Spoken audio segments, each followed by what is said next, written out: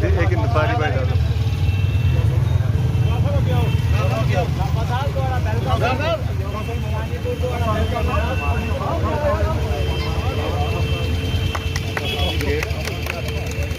थोड़ा पीछे हो जाओ भैया।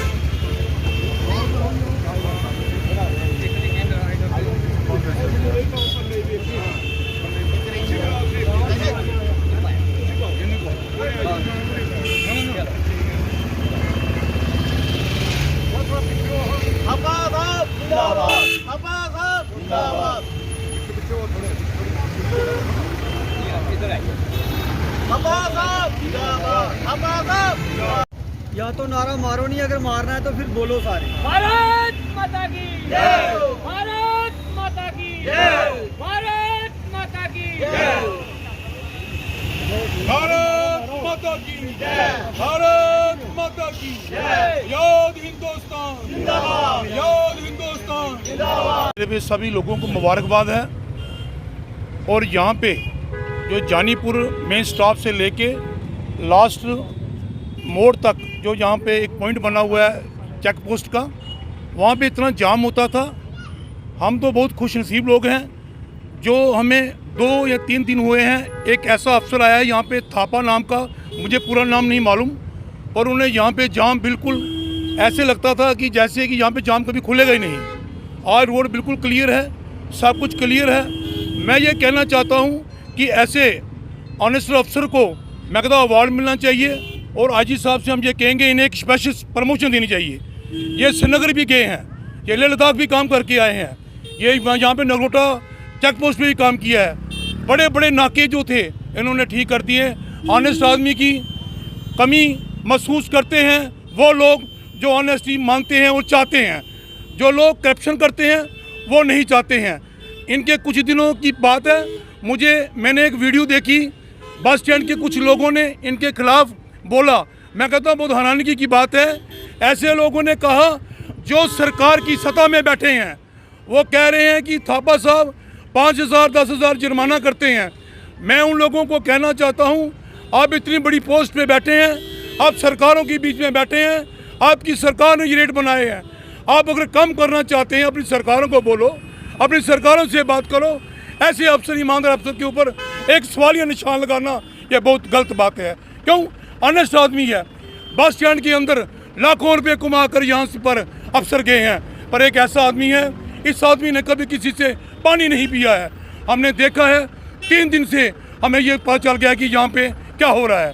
इसके साथ हमारे यहाँ पे एसोसिएशन के प्रधान हैं, बाली साहब हैं, हमारे डॉक्टर साहब हैं यहाँ पे, राजेंद्र जी, जो यहाँ के इनकी अपनी क्लिनिक है, और जितने भी एसोसिएशन के जो लोग आए हैं, अब मैं बाली साहब से कहूँगा अपने विचार रखें।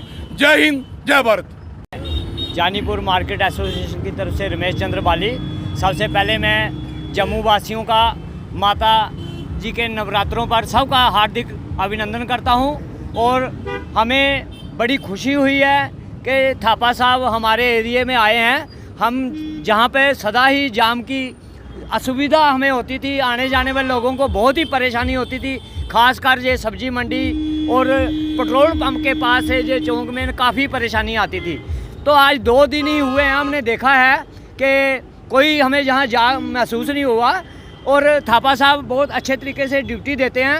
हमें ये भी मालूम हुआ है कि जम्मू बस स्टैंड के आगे पीछे जो जितने भी रूट थे, चाहे वो कठुआ का था, चाहे उधमपुर का था, चाहे अखनूर का था, तो वो गाड़ियाँ सब लोगों को, पैसेंजर जितने थे, सामान उनके पास होता था, कोई जीवल के पीछे उतार देता था, किसी को अम्पल है, कोई जीवल के, अखनूर वाले जीवल के पीछे। थापा साहब वाहिद एक ऐसे इंसान हैं जिन्होंने गाड़ियों को बस स्टैंड के अंदर आने के लिए कहा, और गाड़ियाँ बस स्टैंड के अंदर लोगों को उतारती हैं। लोग बड़े खुश हुए, हमने भी उनकी वीडियो देखी, लोगों से बातचीत की, हमें बड़ी खुशी है। हम एसएसपी साहब, आईजी ट्रैफिक जी, सबका धन्यवाद करते हैं कि ऐसे अच्छे अफसरों का हम मान सम्मान करके हमें भी गर्व महसूस हो रहा है। और साथ में मैं प्रशासन का ध्यान इस ओर दिलाना चाहता हूँ, पिछले 40-50 साल से जानीपुर को इग्नोर किया जा रहा है हर सतर पर, और इस एरिया में कोई पार्किंग नहीं है।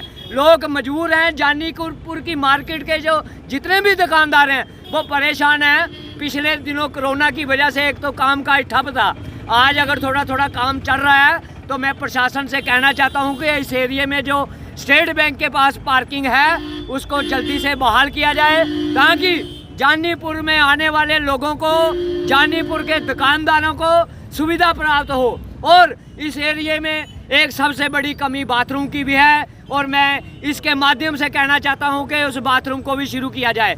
और हम फिर बार बार प्रशासन का आभार व्यक्त करते हैं कि थापा साहब जैसे व्यक्ति हर जगह पर हनेस्टी से काम करें।